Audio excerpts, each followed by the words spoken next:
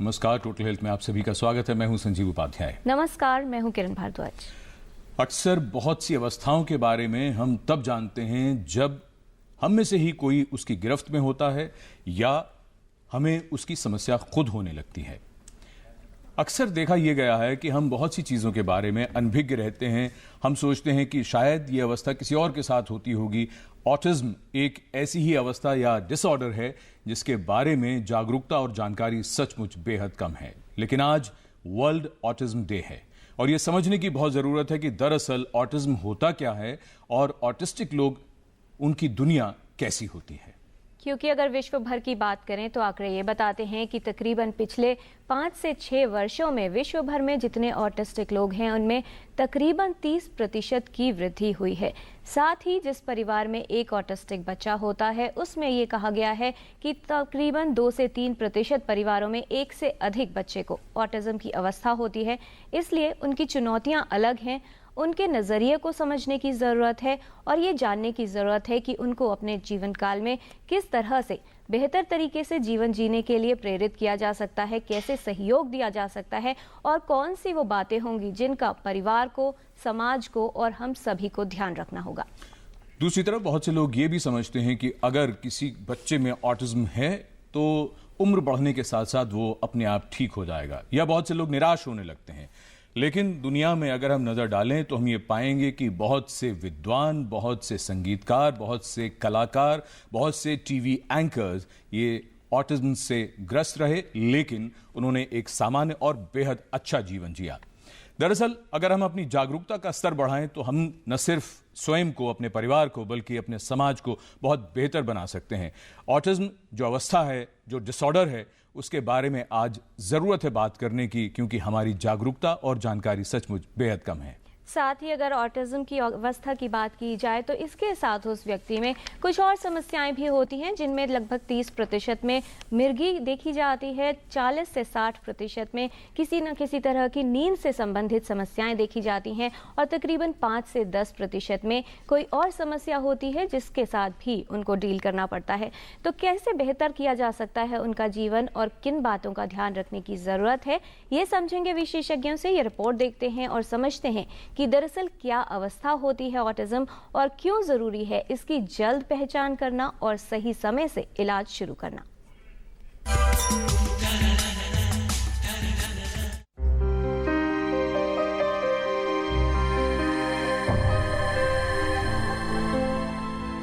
Autism तंत्रिका संबंधी बीमारी है जो मस्तिष्क के सामान्य विकास को बाधित करती है। इसमें संचार, सामाजिक अंतःक्रिया, संज्ञान और व्यवहार पर असर पड़ता है। ऑटिज्म को स्पेक्ट्रम विकार माना जाता है क्योंकि इसके लक्षण मिले जुले तरीकों से प्रकट होते हैं और अलग अलग बच्चों में इसका प्रभाव अलग हो सकता है। कुछ बच्चों में गंभीर समस्या आ सकती है, उन्हें मदद की जरूरत पड़ती है, जबकि कुछ ऐसे बच्चे हैं जिनमें कम मुश्किल होती है और सहायता मिलने पर वो स्वतंत्र रूप से अपना कामकाज स्वयं ही कर पाते हैं। ऑटिज्म के लक्षण बच्चे के जीवन के पहले 3 सालों में ही उत्पन्न हो जाते हैं। ये लक्षण कम, औसत या गंभीर हो सकते हैं। हर बच्चे में लक्षण अलग हो सकते हैं और उम्र बढ़ने के साथ उनमें बदलाव भी हो सकता है। ऑटिज्म के साथ बच्चे में कई अन्य समस्याएं जैसे मानसिक दुर्बलता, हाइपर एक्टिविटी, संचालन में मुश्किल, दौरे पड़ना, सीखने से जुड़ी समस्या या अक्षमता, सुनने और देखने की शक्ति में गिरावट भी हो सकती है। बच्चे में शारीरिक और मानसिक विकास के दौरान इसके लक्षण नजर आते हैं। ऑटिज्म होने पर बच्चे को सामाजिक अंतःक्रिया यानी लोगों के साथ मिलने जुलने और बात करने में मुश्किल आ सकती है। सही इलाज करवाया जाए तो ऑटिज्म से ग्रस्त बच्चे के जीवन को बेहतर बनाया जा सकता है, लेकिन ऐसा तभी संभव है जब ऑटिज्म के लक्षणों की पहचान जल्द हो सके। किरण भारद्वाज, डीडी न्यूज।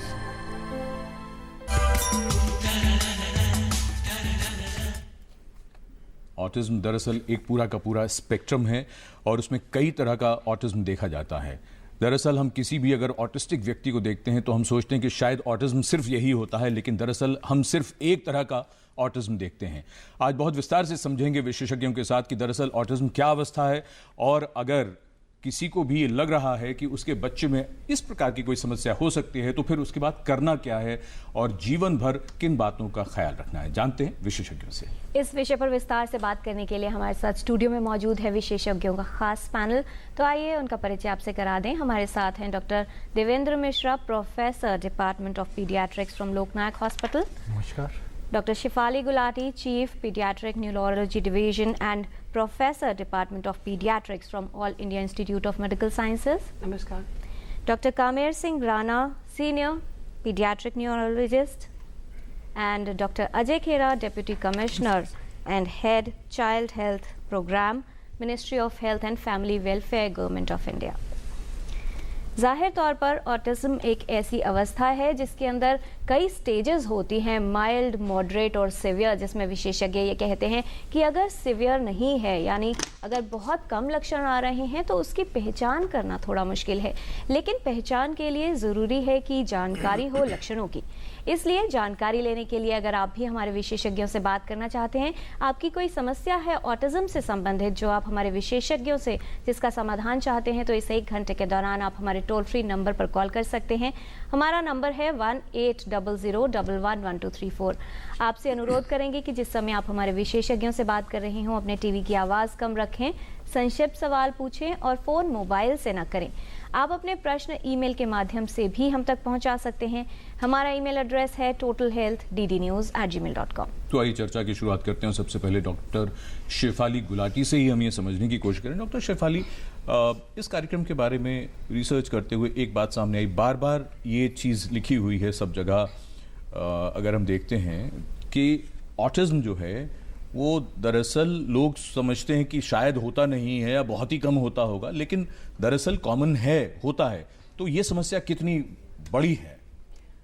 ऑटिज्म की जो प्रॉब्लम है, अगर हम अपना एक्सपीरियंस से बताएं तो 2002 में हमें 30 नए मरीज देखने को मिलते थे एक साल में। अब हमारे को 600 से ज़्यादा नए मरीज मिलते हैं एक साल में। तो एक हमारे अपने सेंटर में भी आप देखें तो ये इंक्रीज अवेयरनेस की वजह से भी है, पर पूरे देश विदेश में देखा गया है कि ओवरऑल ऑटिज्म का जो प्रेवलेंस है is actually on the rise. जी, यही बात आपसे डॉक्टर अजय खेड़ा की भारतीय परिप्रेक्ष्य में बात की जाए तो 2 चीज़ें हैं। जब हम कहते हैं कि मामले बढ़ रहे हैं, तो कहीं ना कहीं एक इस तरफ भी इशारा होता है कि शायद लोगों के पास जानकारी पहुंच रही है, तो अब डॉक्टर्स के पास वो ज़्यादा पहुंच रहे हैं। अगर इसकी सिवियरिटी या गंभीरता की बात की जाए पूरी स्थिति की, तो क्या देखते हैं जागरूकता के स्तर पर, आप तक विशेषज्ञों के पास पहुँचने के स्तर पर, और जो सुविधाएँ लोगों तक पहुँच रही हैं, अभी हम वर्तमान स्थिति उसकी क्या माने? जैसे डॉक्टर शेफाली गुलाटी ने बताया, ऑटिज्म का ओवरऑल प्रेवलेंस बढ़ रहा है, पर यदि आप अवेलेबल डाटा सेट्स को देखें जो हमारे पास अवेलेबल हैं, उसके अंदाजे से ये लगता है कि हमारे देश में कोई 0.5 to 1% of the people are autistic. So that means रफली from 5 to 10 million people in the country might be suffering from a disorder which is called as the autism। But autism में भी कई सारे, जैसे बताया आपने, स्पेक्ट्रम होता है। कई बहुत माइल्ड ऑटिज्म होता है, मॉडरेट होता है, सीवियर ऑटिज्म होता है। और हो सकता है कि जो माइल्ड ऑटिज्म वाले जो बच्चे होते हैं उनके डिटेक्शन में प्रॉब्लम होती है। पर पिछले 3 साल से सरकार ने एक प्रोग्राम शुरू किया है जिसका नाम राष्ट्रीय बाल स्वास्थ्य कार्यक्रम है, जिसमें हमने पूरे कंट्री में डिटेक्शन करना शुरू कर दिया है। कि डिटेक्शन करने के लिए हमारी टीम्स जाती हैं और हम जितने भी डेवलपमेंट डिलेज होते हैं उनको आइडेंटिफाई कर रहे हैं। तो there are some kind of red flags which are helping us in identifying कि इस बच्चे को शायद ऑटिज्म हो सकता है। तो जहाँ तक आपने बात की ऑटिज्म के केसेस के बारे में, बिल्कुल लोगों में अवेयरनेस भी बढ़ गया है। हमारे जितने भी डॉक्टर्स, नर्सेज, पैरामेडिकल स्टाफ हैं, उनमें भी अवेयरनेस बढ़ गया है। तो इसीलिए लगता है कि ऑटिज्म की मात्रा बढ़ गई है। जी, और जाहिर तौर पर शायद जितनी जल्दी लोग आप तक पहुंचेंगे डॉक्टर मिश्रा, उतना बेहतर होगा, क्योंकि ऑटिज्म के बारे में ये कहा जाता है कि जितनी जल्दी पिकअप होगा और जितनी जल्दी इलाज शुरू किया जाएगा, शायद उस बच्चे के जीवन के लिए बेहतर होगा। आपसे ये समझें, क्योंकि सबसे पहले पेरेंट्स ही शायद पहचान कर सकते हैं बच्चे में कि कुछ ना कुछ कहीं कुछ गड़बड़ हो रहा है। कौन से लक्षण आप बताना चाहेंगे जो जरूर पेरेंट्स को देखने चाहिए और ये मान लेना चाहिए कि सामान्य से कुछ अलग है?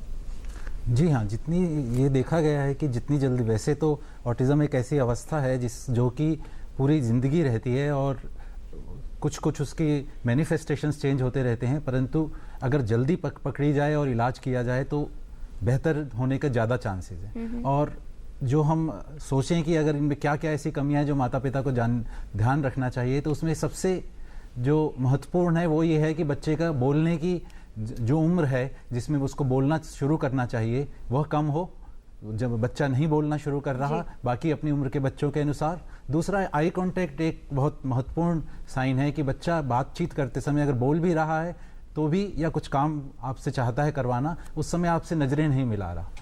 इन दो मेजर फीचर्स के बेसिस पे हम लोग सोच सकते हैं कि कुछ कमी है। और कई सारी स्क्रीन्स हैं जैसे एमचैट, जिनसे जो आपके लोकल प्रैक्टिशनर हैं, जरूरी नहीं आपको चाइल्ड न्यूरोलॉजिस्ट या डेवलपमेंटल पीडियाट्रिशियन के पास जाना है, आपके लोकल जो बच्चों के डॉक्टर हैं वो भी इन स्क्रीन्स के बेसिस पे बता सकते हैं कि बच्चा कुछ खतरे की स्थिति में, उसमें ऑटिज्म का चांस है, और फिर डिटेल्ड इवैल्यूएशन हो सकती है। इससे पहले हम डॉक्टर राणा के पास जाएं, डॉक्टर शेफाली गुलाटी, आप कुछ जोड़ना चाहती हैं? हाँ, बेसिकली हमें ये रियलाइज करना है कि इसमें दो बेसिक मुद्दे और परेशानियां हैं इन बच्चों में। एक सोशल इंटरैक्शन, जो कि हमें सामाजिक जो हमारा हाव भाव होता है इंटरैक्शन और संचार कम्युनिकेशन में, वो इसमें उसका अभाव है। और दूसरा ये होता है इनके अंदर स्टीरियोटिपिक और रिपीटेटिव बिहेवियर्स होते हैं। अब मैं हाथ हिला रही हूँ आपको समझाने के लिए, पर अगर मेरा हाथ ऐसे हिलता रहेगा मोस्ट ऑफ द टाइम, या मेरे कोई बॉडी हिलती रहेगी, या मैं पंजों पे चलूंगी, जनरली फ्लैट रखने से होगा। कईयों को फिक्स्ड इंटरेस्ट होता है, बच्चों को टॉयज पसंद है, आप कहोगे कि लड़की सो रही है तो बारबी डॉल पसंद है, लेकिन इन लोगों बच्चों में क्या होता है कि अगर ट्रक पसंद है, ट्रक का पहिया पसंद है, तो उसी के साथ करेंगे। चॉकलेट के रैपर इकट्ठे करेंगे, उनको क्रम से लगाएंगे। सो ये दो मेन मुद्दे हैं। पकड़ना कैसे है? अगर ये बच्चे जनरली इनके अंदर बोलने का डिले होता है, तो अगर 1 साल में बड़बड़ाना नहीं शुरू कर रहे हैं, 16 महीने की एज पे एक शब्द नहीं बोल रहे हैं, 24 मंथ्स 24 महीने की उम्र से 2 वर्ड्स नहीं है, या किसी भी टाइम कोई भी शब्दावली आई है और वो रिग्रेस कर गई है, तो ये रेड फ्लैग होता है कि हमें किसी पीडियाट्रिशियन के पास जाना है। और पीडियाट्रिशियन मूल क्यों है? क्योंकि वही पॉइंट ऑफ कॉन्टैक्ट है इन बच्चों के लिए। क्योंकि नॉर्मल मेन स्ट्रीम से ही बच्चे जो आ रहे हैं इम्यूनाइजेशन के लिए आ रहे हैं कोई भी प्रॉब्लम में, तो उसमें से पकड़ना है। और फर्स्ट ईयर में जब हम बच्चा जब देखते हैं, हम मुस्कुराते हैं बच्चे के साथ, तो मुस्कुराता है। ये बच्चे मुस्कुराते नहीं है और उनको नाम बुलाते हैं, तो हम आपकी तरह आपने जैसे बात कर रही हूँ देख रहे हैं, तो वो देखते नहीं है, तो उससे भी आप सस्पेक्ट करते हैं। तो पहले हम 3, 3.5, 4 साल पे बच्चे पकड़ पा रहे थे, पर अब बिकॉज ऑफ अवेयरनेस 1-1.5 साल में भी बच्चों को पकड़ पा रहे हैं। डॉक्टर शेफाली, आपने जो जिन लक्षणों की बात की है, जिन चीज़ों की बात कही है, वो तो उनमें से कई चीज़ें तो हमें लगता है हम भी अपने जीवन में करते आए हैं, लेकिन उस बात पर हम विस्तार से बाद में बात करेंगे।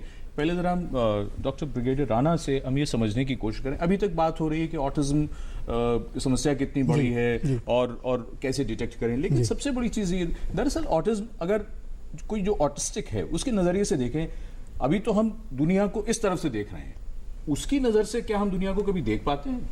क्या होती है उसकी दुनिया, क्या बदल जाता है उसका? देखिए, जो ऑटिस्टिक चाइल्ड है, क्योंकि हम उसको समझ नहीं पाते। और फिर पहली बात वही है जो डॉक्टर खेड़ा ने भी कहा, स्पेक्ट्रम है, पूरा स्पेक्ट्रम है, मतलब कम से लेकर बहुत ज्यादा तक है।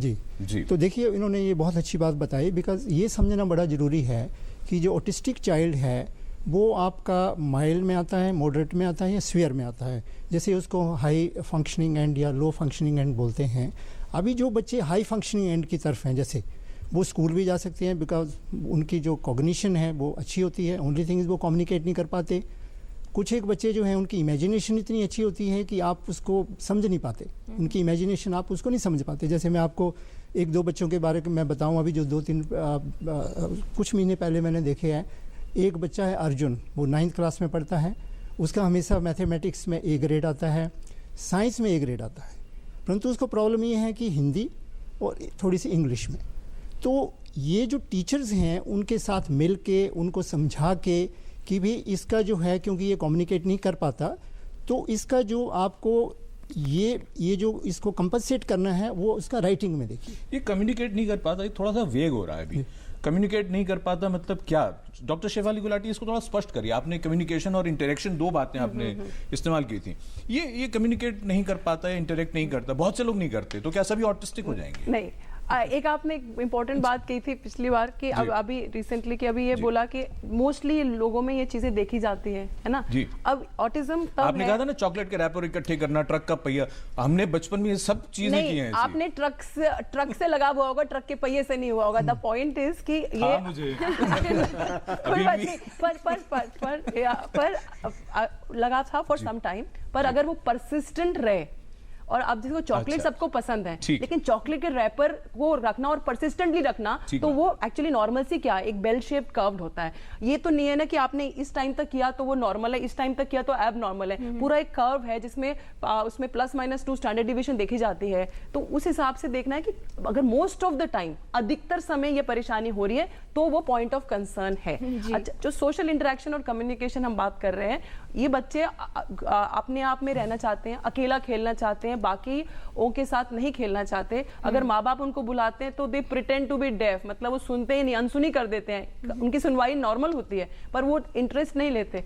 आप जैसे मुझे कोई पसंद है, कोई चीज, कोई हेलीकॉप्टर पसंद है, कुछ है, उंगली से वो अपने बताना चाहिए। ये बच्चा नहीं बताएगा अपनी उंगली से, अपनी चाह नहीं बताएगा। उसको उतना अच्छा, वो बच्चा जो छोटे बच्चों को कडल करते हैं, गोदी में लेते हैं, इनको उतना पसंद नहीं आता। पर एक चीज ध्यान रखिए, जो हम शुरू से बोल रहे हैं, एक ये स्पेक्ट्रम है, हर बच्चे में ये नहीं होगा, कुछ में हल्की मात्रा में होगा, कुछ में ज्यादा मात्रा में होगा। तो आप ये मत समझिए कि सारी चीजें हैं तो उसको ऑटिज्म है। हर बच्चे में हर लक्षण नहीं होगा। और क्योंकि हल्के, और जो हम बता चुके अलग है। और दूसरी एक चीज हमें याद रखनी है कि जो डॉक्टर राणा ने बोला, कईयों में कुछ अच्छे 7 क्वालिटीज होती हैं, जैसे कि वो मल्टीप्लिकेशन का, कई लोग किसी डेट और ईयर बता दोगे, उसमें डे बता देंगे, सब सही है। लेकिन मोस्टली जो बच्चे हम देखते हैं उनकी मानसिक क्षमता कम होती है।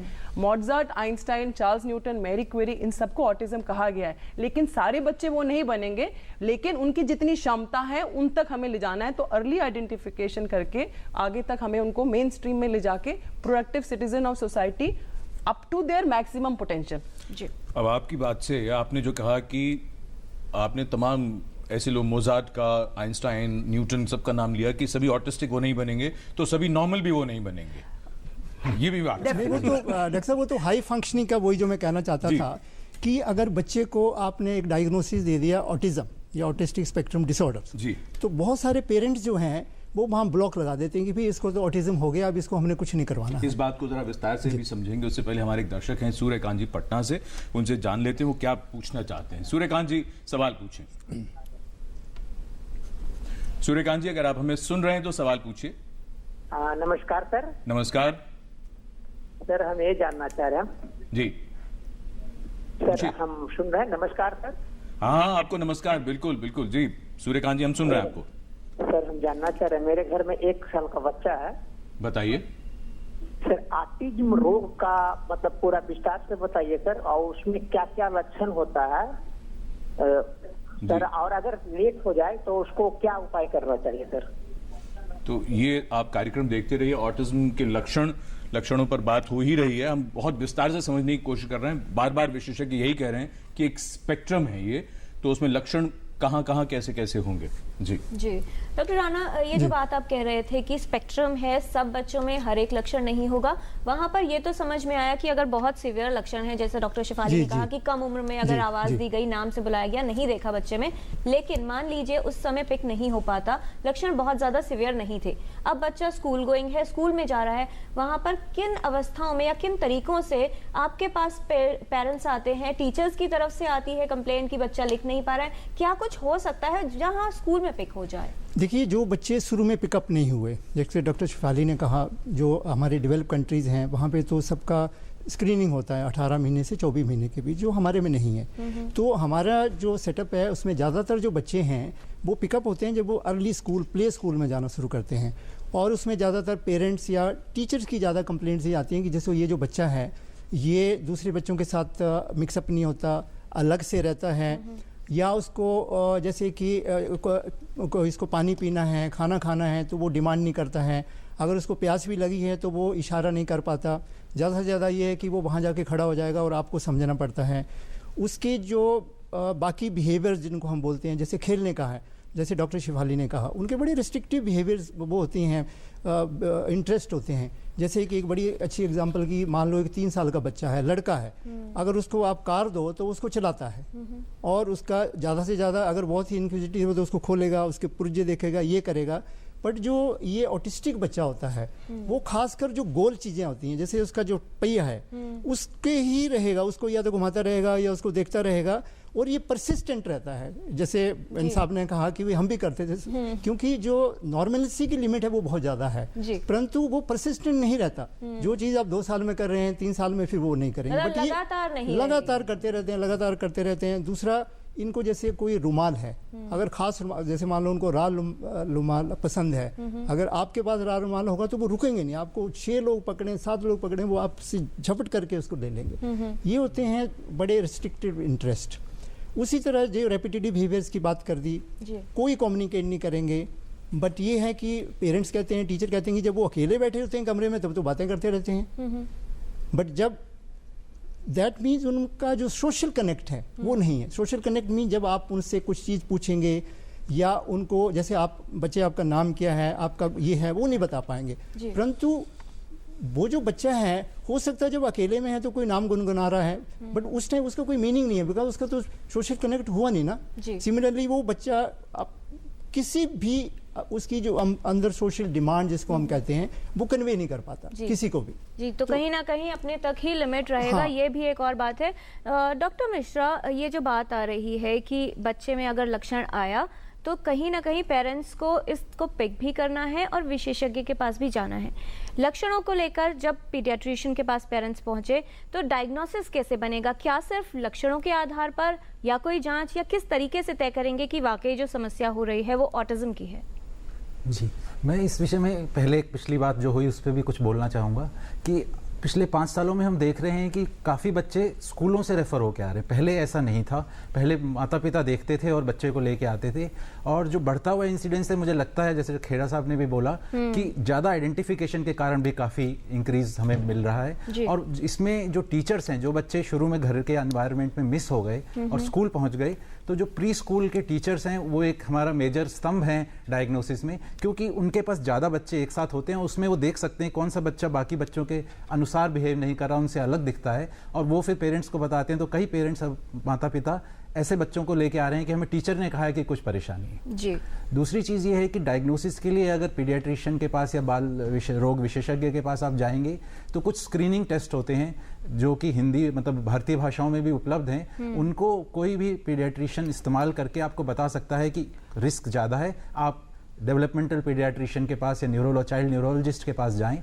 उसके लिए हमारे पास कुछ टेस्ट हैं, भारत सरकार ने अभी उनमें से कुछ टेस्ट को सिलेक्ट कर दिया है कि इनके बेसिस पे आप डायग्नोसिस कर सकते हैं, जिसमें 2 मेन जो टेस्ट हैं वो एक ईसा है और एक INDT-ASD है, जिनके बेसिस पे आप डायग्नोसिस और कितना ज़्यादा ऑटिज्म है, कम है, सीवियर है, माइल्ड मॉडरेट, वो भी बता सकते हैं। जी, और ये तय हो जाए कि ऑटिज्म है, उसके बाद का जीवन कैसा होगा, डॉक्टर शिफाली इस पर भी ज़रूर बात करेंगे। उससे पहले विशाल जी हैं सूरत से फोन लाइन पर।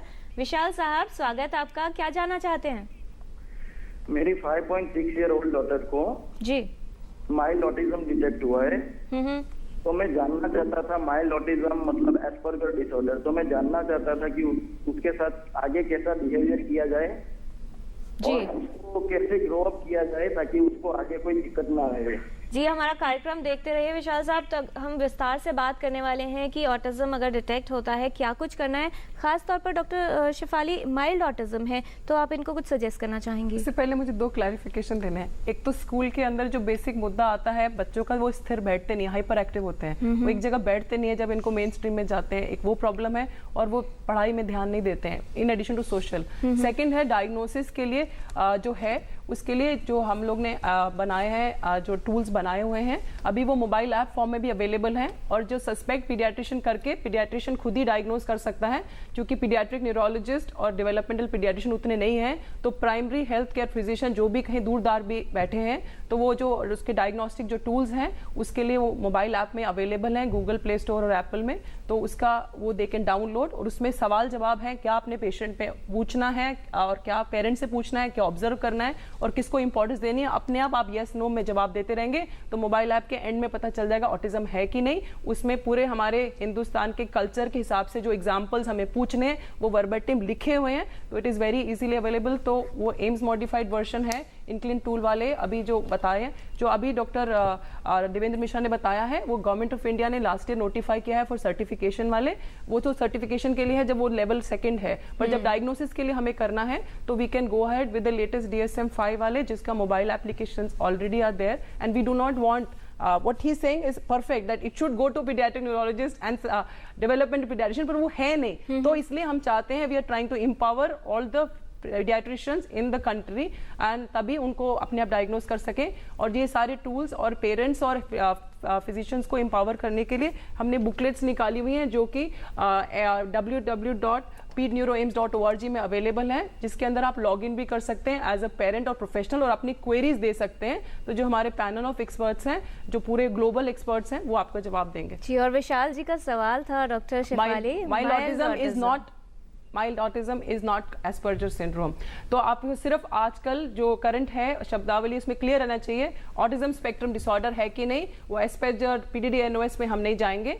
जो माइल्ड आपको बोला गया है दैट मीन्स जो आपकी परेशानियों की जो मात्रा है वो कम है, दैट मीन्स आपकी उम्मीद थोड़ी ज्यादा है। जो भी अब माइल्ड शब्द से हम आपको हेल्प नहीं कर पाएंगे कि क्या है, हर जो सारे जो स्पेक्ट्रम जो क्वेश्चंस हैं उसमें आपके बच्चे की क्या क्या परेशानियां हैं उनको लेके डॉक्टर और साइकोलॉजिस्ट बैठ के आपको गाइड करेंगे कि कैसे उसको हैंडल करना है। माइल्ड शब्द से आपको सिर्फ एक है कि उम्मीद थोड़ी ज्यादा है, पर जो मुद्दे और परेशानी आपके बच्चे में है वो जो आपका डिटेल इवैल्यूएशन होगा उसमें पता चलेंगे और आपको गाइडेंस दी जाएगी उसके बिहेवियर। विशेषज्ञ से मिलना पड़ेगा और परेशानियों के आधार पर ही तय होगा कि आगे का किस तरह से मैनेजमेंट। माइल्ड करने से सिर्फ एक है कि उम्मीद की किरण थोड़ी ज्यादा है कि रिस्पॉन्स ज्यादा मिलेगा, लेकिन हर स्पेक्ट्रम के लिए भी हमें इक्वल मेहनत करनी है। एस्पर्जर नहीं है, वो टर्म्स आर नॉट यूज्ड। हमारे दर्शकों के ईमेल्स हमें लगातार मिल रहे हैं। सिविल सर्जन सिद्धपुर वो ये जानना चाहते हैं इसका कारण क्या होता है, ये होता ही क्यों है। प्रेम बहल ऑटिज्म के बारे में जानना चाहते हैं। इनकी 3 साल की पोती है जो अभी बोलती नहीं है और उसको मॉडरेट ऑटिज्म डायग्नोज किया गया है। डॉक्टर हेमंत कुमार हैं भागलपुर से, वो ये लिख रहे हैं कि नहीं हो ऑटिज्म, इसके लिए हमें क्या सावधानी बरतनी चाहिए।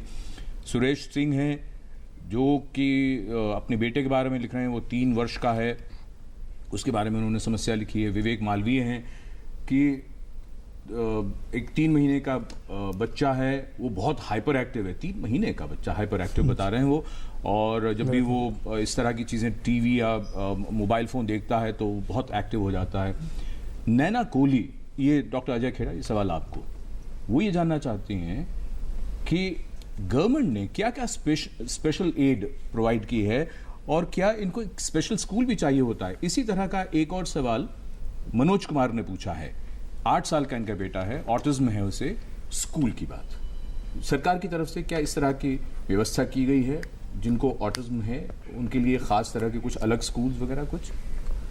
नहीं, जैसे ये सब लोग ये क्वेश्चन पूछ रहे हैं ऑटिज्म के बारे में, सरकार क्या कर रही है और लोगों का इसमें क्या। माफ कीजिए, पेरिस सुब्रमण्यम को देखिए, अभी आपसे बात करते करते उनका मेल आ गया। वो ये जानना चाह रहे हैं कि क्या इनके रोजगार के लिए भी कोई योजना है। मैं बताता हूँ जी। नंबर 1 तो बात मैं ये बताना चाहूँगा, क्योंकि ऑटिज्म को सस्पेक्ट करना और डायग्नोज करना it's a very very complex matter.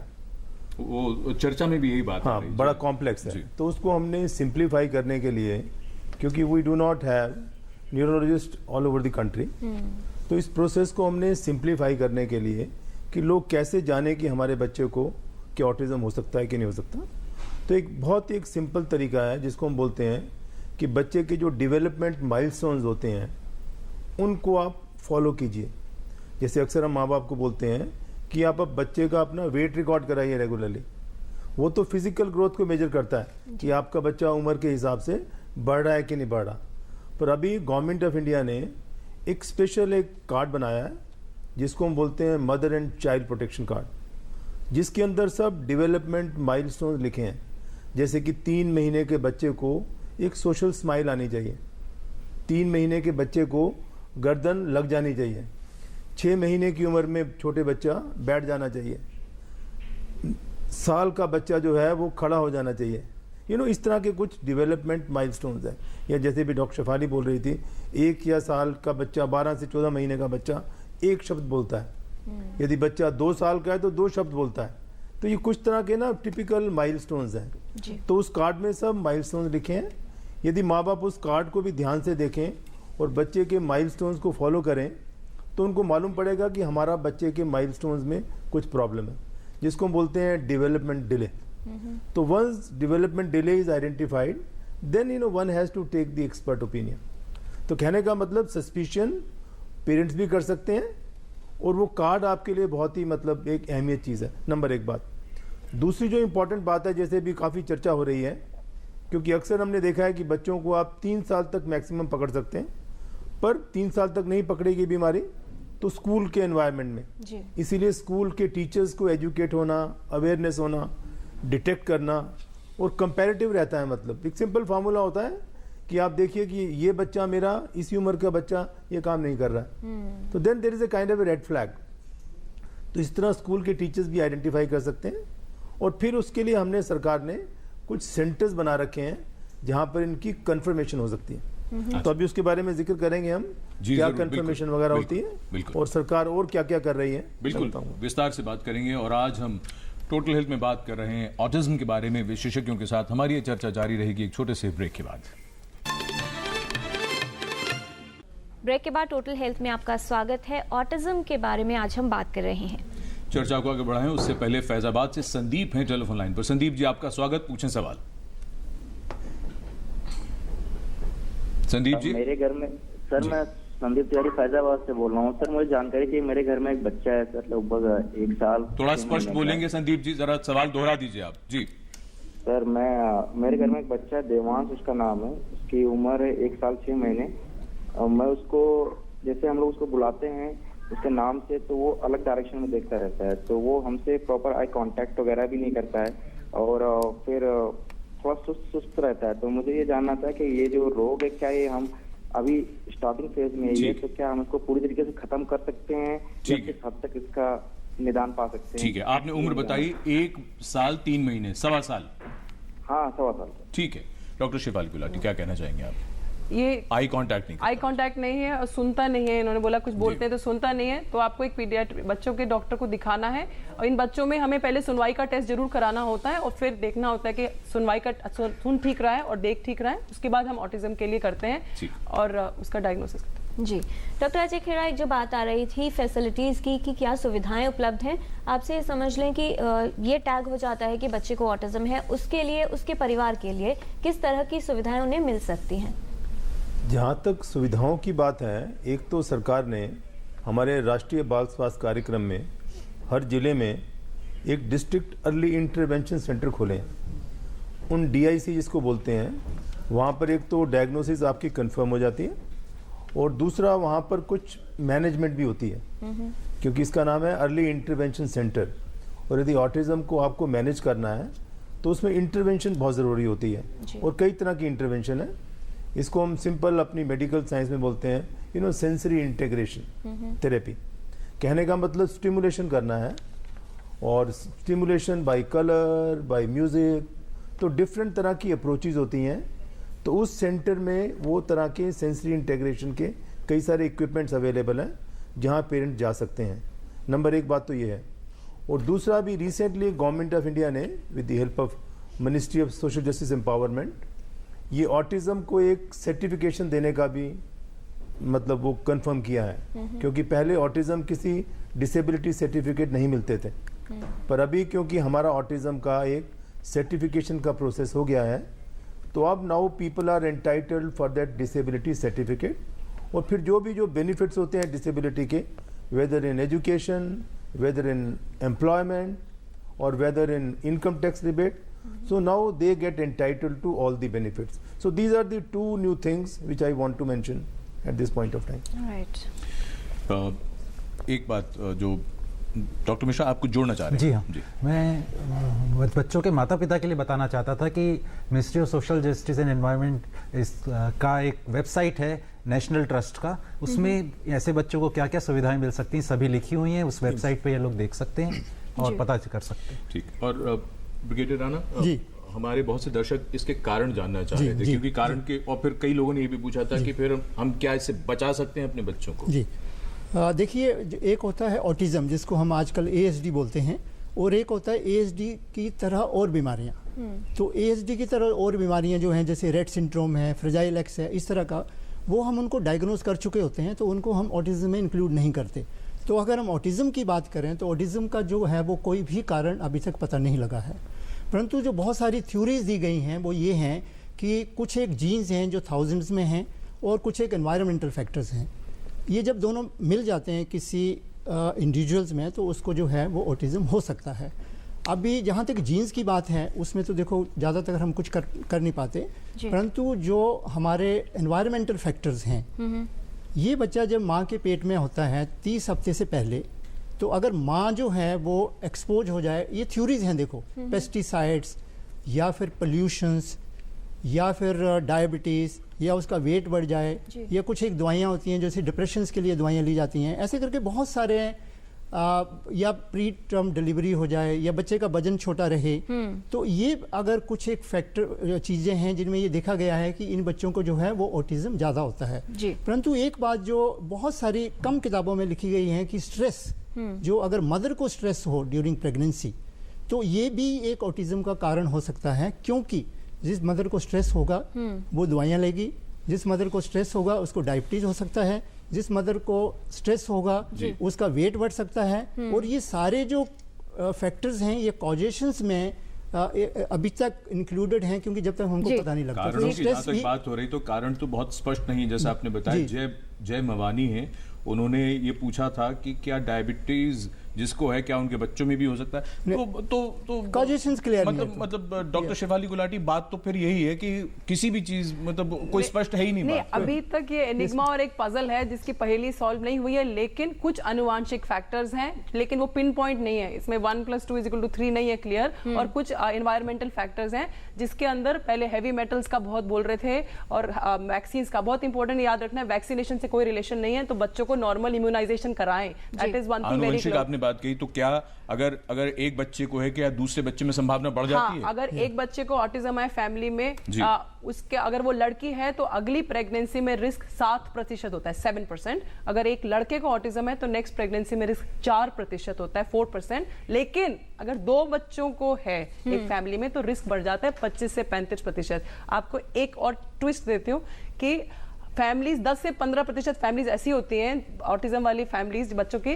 जिनके पेरेंट्स में बिहेवियरल प्रॉब्लम्स होती हैं कुछ, उनके अंदर ऑटिज्म या कुछ नहीं है पर उनके बिहेवियर थोड़े विचित्र होते हैं। तो इसलिए वो जो पहेली अभी वो गुत्था अभी सॉल्यूशन नहीं निकला है। हमारे को प्रिवेंशन की जो बात कह रहे हैं, प्राइमरी प्रिवेंशन तो जड़ से तो हम नहीं उसको रोक पा रहे, पर सेकेंडरी प्रिवेंशन मतलब हमें पहले डायग्नोज पल्टी करके उसको इंटरवेंशन करके मेन स्ट्रीम स्कूलों में डालना। जी, और फिलहाल एक चीज ऐड कर सकता हूँ इसमें। एक होती है फर्टिलिटी स्टॉपेज टर्म। वो क्या होता है कि अगर एक पेरेंट्स का बच्चा पैदा हो गया जिसको ऑटिज्म है, पर्टिकुलरली सीवियर ऑटिज्म, तो वो दूसरा बच्चा पैदा नहीं करना चाहते हैं। तो इसलिए ये भी एक कारण है कि हो सकता है रिकरेंट रिस्क बहुत ज़्यादा हो, परंतु हमें वो रिकरेंस रिस्क जो है वो लो लगता है। जी, और फिलहाल बेंगलुरु से हमारे एक कॉलर जुड़ गए हैं हमारे साथ फोन लाइन पर। स्वागत आपका, सवाल पूछें।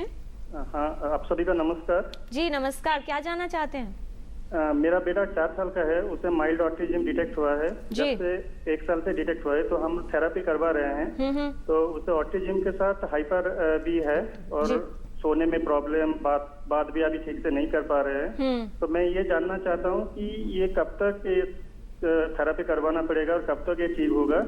और एक चीज कि प्रेगनेंसी से पहले और प्रेगनेंसी टाइम पे क्या कोई टेस्ट होता है जहाँ पे ऑटिज्म डिटेक्ट होता है? जी डॉक्टर मिश्रा, पहले क्या थेरेपीज इनको करवानी चाहिए?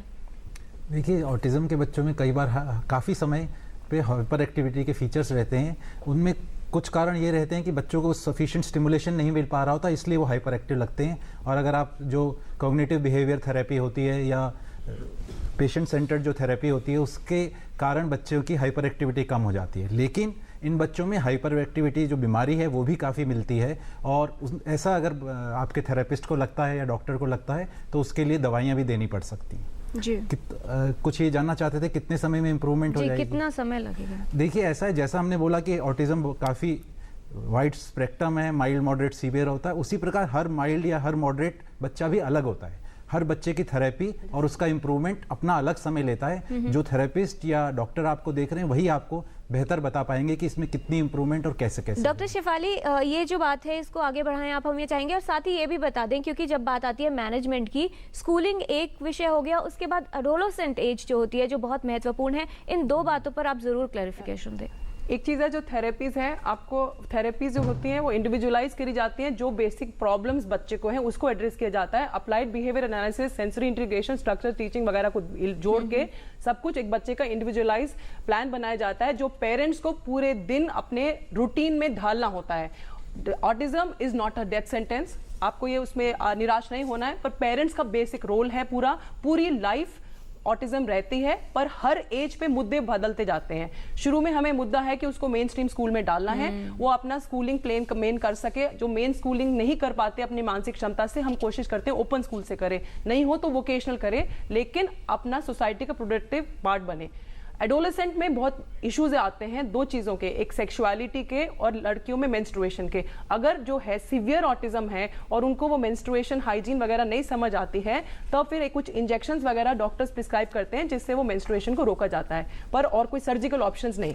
दूसरा है मैस्टरबेशन वगैरह के इश्यूज, वो हमारे को हैंडल करने होते हैं। हम इन बारे में बात नहीं करते हैं, पर हमें करनी चाहिए। हर बच्चे के नॉर्मल फिजियोलॉजिकल डेवलपमेंट का ये रूप है। हम लोग बात इसलिए नहीं करते हैं क्योंकि वो प्राइवेटली होती है। लिए बच्चों में इनहिबिशन होता है, सोशल वाला, उनको समझ नहीं आता कि क्या पब्लिक है प्राइवेट है, तो वो प्राइवेट नहीं करके पब्लिक करते हैं। तो हमें उनको समझाना होता है, एक तो उनको डाइवर्ट करनी है अटेंशन, और ये समझाना है जब करना भी है तो प्राइवेटली करें। तो ये बहुत इंपॉर्टेंट इश्यूज रह जाते हैं, और पेरेंट्स के अलावा सिबलिंग्स जो बहन भाई हैं उनका पूरा एटमोसफियर भी इंपॉर्टेंट रहता है। जी, तो आज हम टोटल हेल्थ में बात कर रहे हैं, ऑटिज्म के साथ जीवन कैसे बेहतर किया जा सकता है, इस विषय पर ये चर्चा जारी रखेंगे एक छोटे से ब्रेक के बाद। ब्रेक के बाद आप सभी का स्वागत है। आज ऑटिज्म है विषय टोटल हेल्थ में, और टोटल हेल्थ में ये समय है सेगमेंट हेल्थ पहेली का। एपिसोड 667 का सवाल था कि चोट लगने पर अगर दांत टूट जाए तो उस स्थिति में क्या करना चाहिए। 3 ऑप्शंस थे आपके पास। सही जवाब है ऑप्शन ए, टूटे हुए दांत को दूध या पानी में रखकर व्यक्ति को तुरंत अस्पताल ले जाना चाहिए। कौन बने हैं इस पहेली के लकी विजेता, ये भी आपको बताएंगे। उससे पहले देखते हैं क्या सवाल है आज की हेल्थ पहेली में।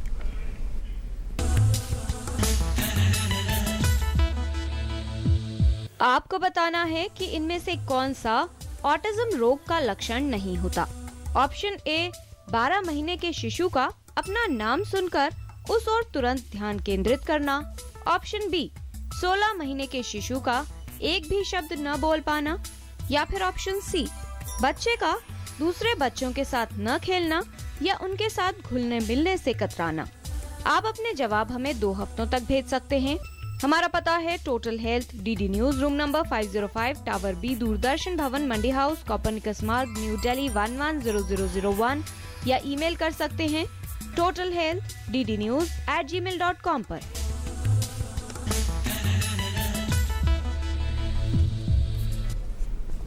आप भी इस पहेली का सही जवाब भेजकर हमारे हेल्थ क्विज कॉन्टेस्ट में शामिल हो सकते हैं। कौन बने हैं एपिसोड 667 के लकी विनर, ये बताने के लिए हम रिक्वेस्ट कर रहे हैं डॉक्टर अजय खेड़ा से, जिनके सामने मौजूद है सारी करेक्ट एंट्रीज जो आपसे मिली हैं।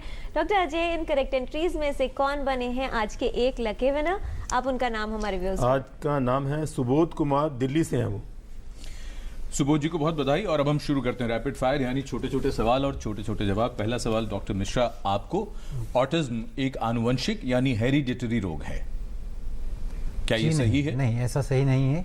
इसमें कुछ अनुवांशिक कंपोनेंट रहता है, लेकिन ऐसा नहीं है कि पूरी तरह अनुवांशिक। जी डॉक्टर शेफाली, इसका खतरा, ऑटिज्म का खतरा लड़कियों में अधिक है या लड़कों में?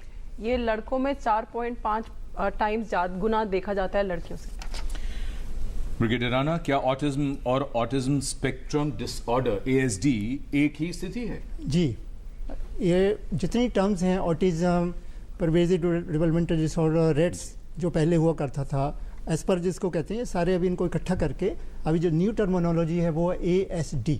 जी डॉक्टर अजय खेड़ा, परिवार में अगर एक बच्चे को ऑटिज्म है तो क्या दूसरे बच्चे में इसकी संभावना या खतरा बढ़ जाता है? बिल्कुल, जो अवेलेबल एविडेंस तो ये बताता है कि there is a small possibility.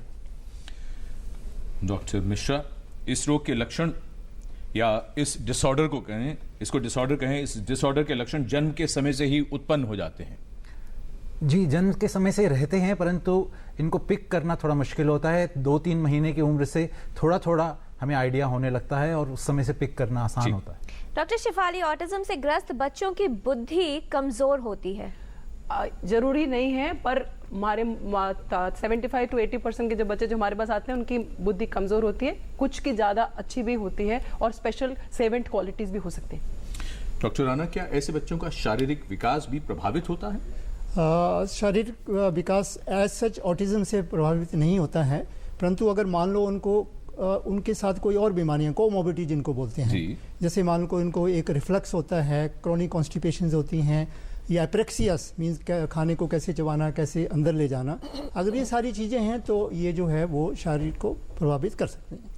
Doctor Ajay Kheda, ये जो समस्या है इसके बारे में मान्यता है कि अक्सर उम्र बढ़ने के साथ ठीक हो जाएगी, तो इलाज की कोई ज़्यादा आवश्यकता नहीं होती। नहीं, ये तो बात बिल्कुल गलत है, क्योंकि ऑटिज्म की बीमारी रहती है और उसका इलाज लगातार करना पड़ता है, इसको मैनेज कर सकते हैं।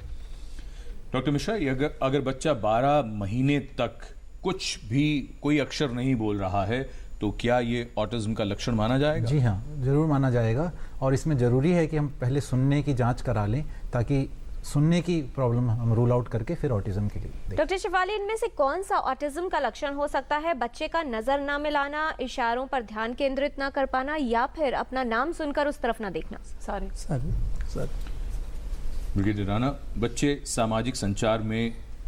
के सामाजिक संचार में कमी, सोशल इंटरेक्शन में कमी हो, लोगों से बातचीत मेलजोल न कर पाना, किसे हम ऑटिज्म समझें? ऑटिज्म का एक लक्षण हो सकता है। ठीक जी। डॉक्टर अजय खेड़ा, अगर बच्चा 2 वर्ष की उम्र तक कुछ बोलना शुरू ना करे या भाषा सीखने में समस्या हो तो क्या ये ऑटिज्म हो सकता है? दोनों बातें इंपॉर्टेंट हैं और इसके लिए टेस्ट की जरूरत है, क्योंकि कई बार बच्चा बोलता नहीं है क्योंकि उसको सुनता नहीं है, इसलिए उसका पहले सुनने के लिए टेस्ट करना पड़ेगा। जी। डॉक्टर मिश्रा, ऑटिस्टिक बच्चों में मिर्गी की समस्या क्या ज्यादा होती है? जी हाँ, अब ऑटिस्टिक बच्चों में मिर्गी की समस्या काफ़ी ज़्यादा होती है और इसमें कुछ इलाज के लिए दवाएं भी उसी प्रकार से अलग तरह से देनी पड़ती है। स्लीप प्रॉब्लम्स, डॉक्टर शिफाली, क्या इनका खतरा भी ज़्यादा होता है? क्यों? हाँ, इनमें स्लीप क्यों का जवाब नहीं है, पर स्लीप की प्रॉब्लम्स होती हैं इनमें। हमने एक स्टडी की थी जिसमें 77% बच्चों में स्लीप क्वेश्चनर पे प्रॉब्लम थी, लेकिन जब उनकी हमने स्लीप स्टडी की रात को सुला के अस्पताल में, तो 100% हर एक में स्लीप की प्रॉब्लम थी। नींद आने में डिले होना और बार बार रात को उठना, और उससे दिन के व्यवहार में प्रॉब्लम होती। डॉक्टर राणा, अगर ऑटिज्म होगा तो क्या इसे देखने और सुनने पर भी असर पड़ता है बच्चे के? नहीं, उनका सुनना और देखना बिल्कुल सही होता है, परंतु क्योंकि उनको वो सोशल कनेक्ट नहीं होता तो ऐसा लगता है कि वो देख नहीं रहे हैं और ऐसा लगता है कि वो सुन नहीं रहे हैं। डॉक्टर अजय खेड़ा, ऑटिज्म की पहचान क्या सिर्फ स्पेशलाइज्ड सेंटर या हॉस्पिटल्स में ही हो सकती है? जैसे हमने बताया कि हमें कुछ सस्पेक्ट कर सकते हैं, डेवलपमेंटल डिसऑर्डर जिसको बोलते हैं, तो आइडेंटिफाई कर सकते हैं और इसको कंफर्मेशन करने के लिए, जैसे डॉक्टर शिफाली ने बताया कि स्पेशल टूल है जिसको अप्लाई करके वन कैन कंफर्म कि बच्चे को ऑटिज्म है कि नहीं। डॉक्टर मिश्रा, क्या ऑटिज्म की जो पहचान है, उसका जो डायग्नोसिस है, क्या किसी ब्लड टेस्ट, क्या किसी एक्सरे इससे हो सकता है? जी नहीं, बल्कि ज्यादातर हम देखते हैं कि काफी टेस्ट चलते रहते हैं, परंतु इनसे कुछ नहीं फायदा। डॉक्टर शिफाली, ऑटिज्म के मैनेजमेंट की बात की जाए तो दवाएं ज्यादा असरदार हैं या फिर किसी और तरह की थेरेपीज? मोस्टली जो मेन स्ट्रीम है वो बिहेवियर थेरेपीज होती है, लेकिन कुछ मुद्दे ऐसे होते हैं जिसमें बहुत ज्यादा एग्रेसिव होते हैं, तोड़फोड़ करते हैं, या बहुत ज्यादा चंचल होते हैं, या नींद नहीं आना या दौरे, उसमें दवाइयों का रोल मेजर रहता है for some time, there not for a long time, mostly is intervention. Doctor Rana, क्या ऑटिज्म में खान पान पर विशेष ध्यान देने की जरूरत होती है? नहीं, कोई स्पेशल खान पान कोई ध्यान देने की जरूरत नहीं होती है, परंतु ये देखना जरूरी है कि ये जो बच्चे हैं उनमें स्वालोइंग, चूइंग, ये सब सही है या नहीं। अदरवाइज एज सच उनको कोई खास खान पीन पे ध्यान देने की जरूरत नहीं होती। डॉक्टर अजय खेड़ा, अगर माता पिता को शक हो कि बच्चे को ऑटिज्म है तो सबसे पहले किससे संपर्क करें? इमीडिएटली जब शक करें तो जो भी नज़दीक का डॉक्टर होता है उसके पास जाएं, यदि पीडियाट्रिशियन अवेलेबल है तो उसके पास जाएं। और जैसे मैंने जिक्र किया कि हर जिले में हमने DIC सेंटर्स खोले हैं जहां डॉक्टरों को हमने स्पेशलाइज्ड ट्रेनिंग दे रखी है इसके बारे में। डॉक्टर मिश्रा, क्या ऐसे बच्चे सामान्य रूप से पढ़ाई कर सकते हैं? जी, इनमें काफ़ी बच्चे अगर एक स्पेशल एजुकेशन टीचर की सहायता मिले तो काफ़ी पढ़ सकते हैं। जी। डॉक्टर शिफाली, किशोर अवस्था में इन बच्चों के साथ किस तरह का ध्यान रखना या सावधानी की आवश्यकता होगी? इसके अंदर 3 है, लड़कियों में मेंस्ट्रुएशन वाली प्रॉब्लम्स, लड़कों में मैस्टरबेशन और दोनों में सेक्सुअल अब्यूज। तो उनको ये पता होना चाहिए कि क्या टच सही है, क्या टच नहीं सही है। डॉक्टर राणा, ऑटिस्टिक बच्चे की सुरक्षा सुनिश्चित करने के लिए उसे किस तरह से एजुकेट किया जाए? एक तो जो इनका इंटीग्रेटेड स्कूलिंग है वहाँ पे डालना चाहिए ताकि वो बच्चा दूसरे बच्चों से सीखे जी, वो बहुत ज़रूरी होता है। लर्निंग इन द सोसाइटी वो सबसे बहुत ज़रूरी है जी। ऐसे बच्चों के परिवार के लिए और बच्चे के लिए किस तरह की सुविधाएं उपलब्ध हैं डॉक्टर अजय खेरा? जो सुविधाएं अवेलेबल हैं सरकार की तरफ से, एक तो DIC जिससे मैं सेंटर्स की बात कर रहा हूँ, वहाँ पर डायग्नोसिस के अलावा इंटरवेंशन थेरेपी भी मिलती है।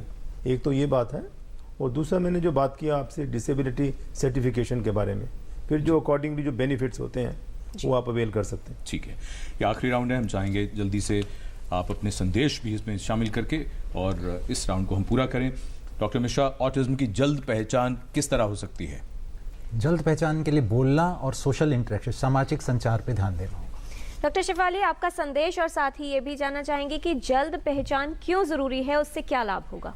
जितना हम जल्दी उसको पहचान करेंगे, उनको हम उसने हर आप से पढ़ा पाएंगे, उसके बिहेवियर इंटरवेंशन करके उनके सारा जो मेन स्ट्रीम में ला पाएंगे।